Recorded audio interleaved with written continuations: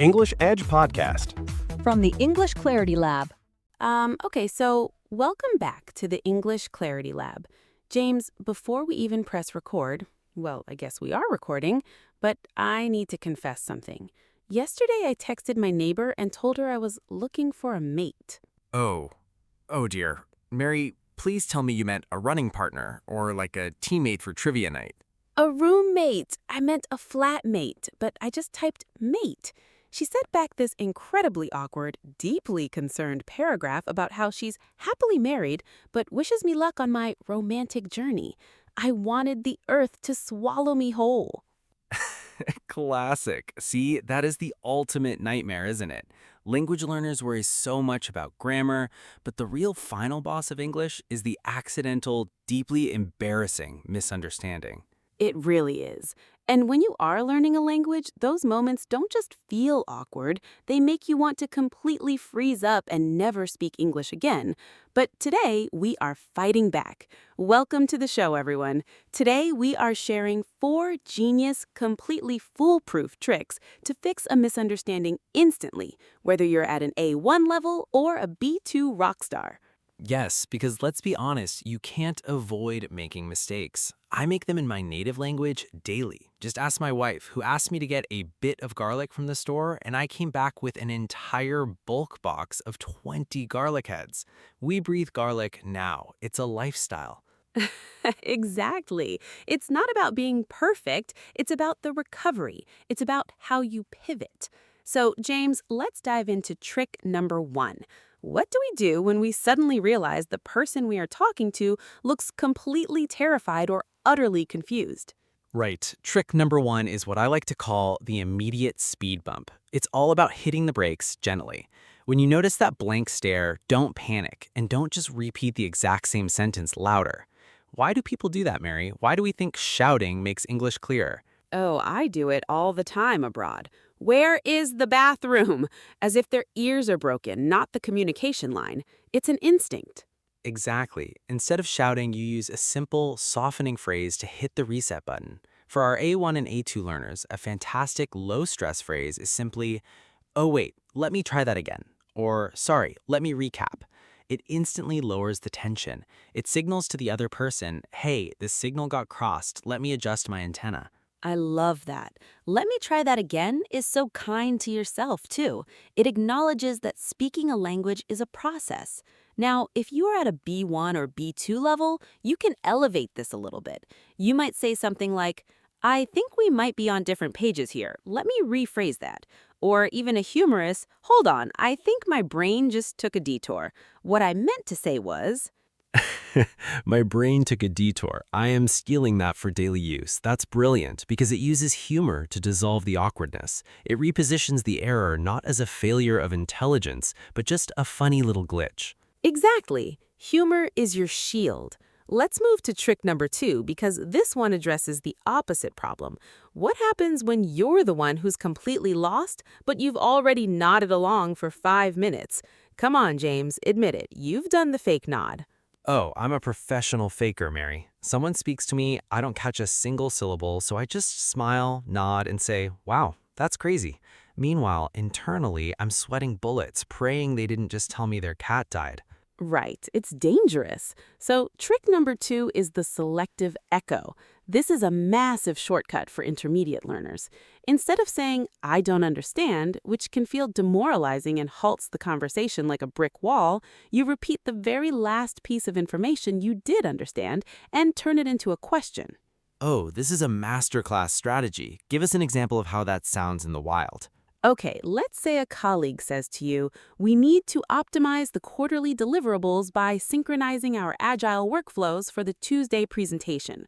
If you're a B1 learner, your brain might explode at synchronizing our agile workflows, but you caught Tuesday presentation, so you use the echo. You say, "Right, so for the Tuesday presentation, what exactly is my main task?" Wow, that is smooth. You didn't confess that you had no idea what an agile workflow is, which honestly, nobody really knows anyway. It's just corporate magic, words. But you steered the conversation back to solid ground. You isolated the core focus. Precisely. For an A1 or A2 speaker, you can keep the echo even simpler. If someone says, go down the street, past the giant red building, turn left at the bakery, and it's next to the bank. Don't try to remember all of it. Just echo the last landmark. Turn left at the bakery, and then you're training the native speaker to break their instructions down into bite-sized pieces for you. That is incredibly empowering. It turns a passive learner into an active director of the conversation. You're telling the other person how to help you without explicitly begging for help. Yes, it's all about maintaining your confidence. Speaking of which, trick number 3 handles the moments where vocabulary completely deserts you. You know that feeling when a word is right on the tip of your tongue, but your mind just serves up a blank screen? Yes, the mental blue screen of death. It usually happens to me when I'm trying to order food under pressure at a busy counter. Exactly. The line behind you is growing, the barista is staring at you, panic sets in. Trick number 3 is the descriptive substitute. Do not stop talking to search your internal dictionary for 3 minutes. Instead, explain the object's function, shape, or location using basic building blocks.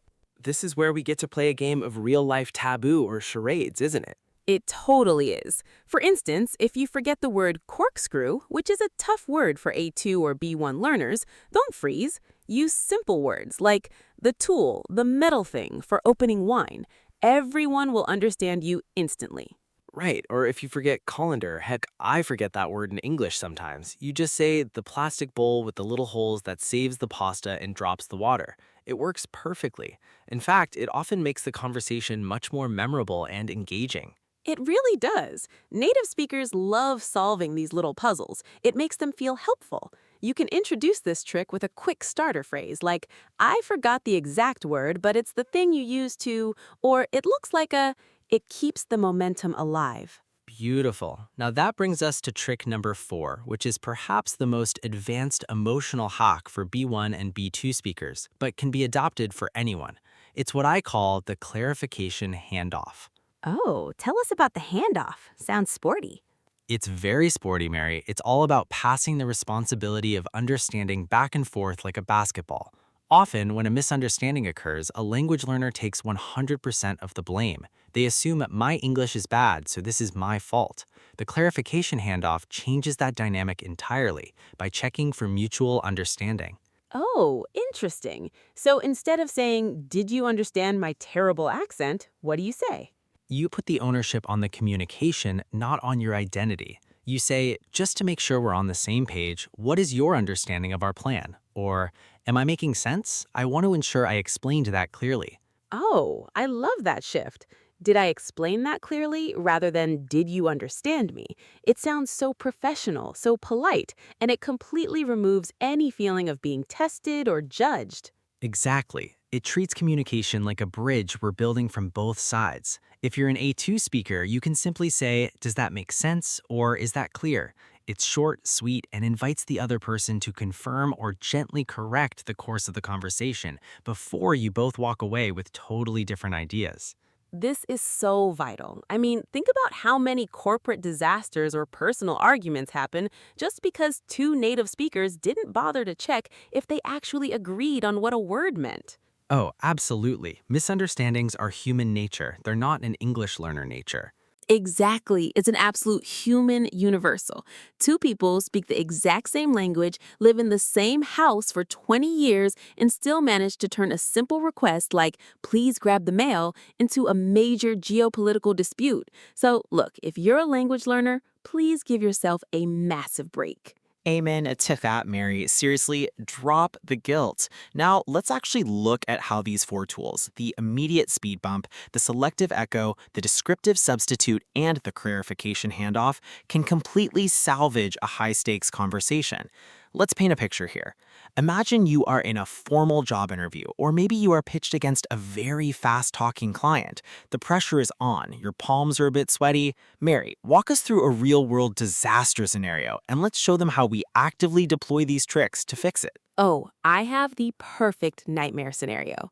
Let's say you're working in a multinational office. Your supervisor, a native speaker who talks like a high-speed freight train, walks up to your desk. He says, hey, we need to completely scrap the legacy framework for the onboarding pipeline because the churn rate is spiking. So just pivot the asset repository by Friday, all right?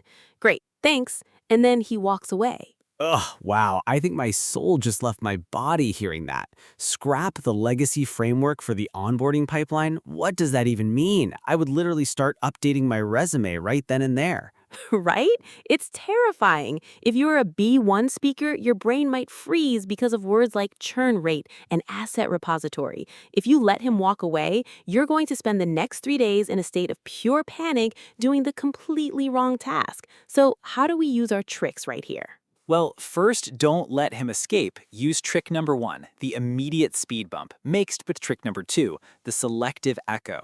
Before he turns the corner, you say, "Oh, wait, Mike, let me try that again. My brain took a tiny detour on the technical terms. For the asset repository by Friday, what is the very first file you need me to change?"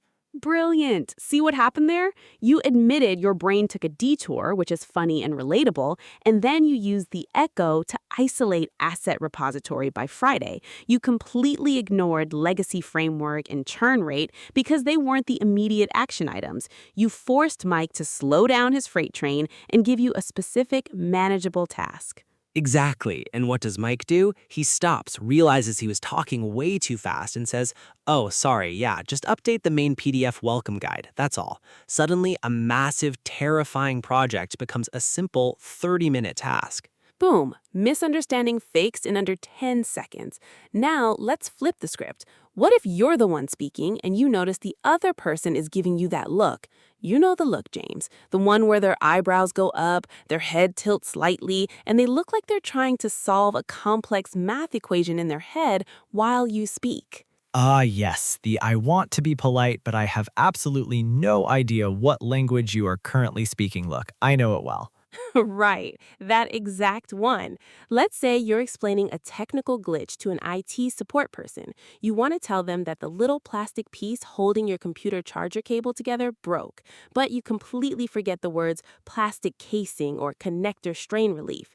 You see them getting confused. What's the move? This is the moment for trick number 3, the descriptive substitute. Instead of pausing for an awkward, painful 30 seconds while you desperately hunt for the word casing, you lean into the description. You say, "Wait, let me rephrase that. The little plastic jacket, the tiny armor that protects the wire right where it plugs into the laptop, that part broke." The tiny armor that protects the wire right where it plugs into the laptop. James, that is honestly better than the actual word. It's poetic, it's descriptive, and most importantly, the IT person instantly visualizes it.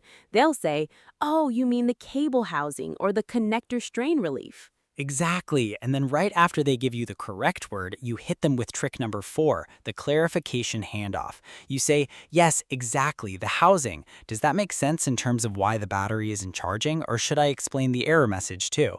Oh, that is a flawless execution. You've completely transformed a moment of potential embarrassment into a highly collaborative, highly efficient problem-solving session. You sound completely confident, completely in control of your communication, even though you didn't know the exact technical words when you started speaking. That is the magic of these strategies, Mary. Fluency isn't about having a perfect dictionary memorized in your skull. True fluency is having the structural tools to navigate your way out of a dark forest when you inevitably get lost. I love that metaphor. It really is like a map. Let's do a quick recap for our listeners so they can write these down or memorize them for their next English conversation. Let's do it.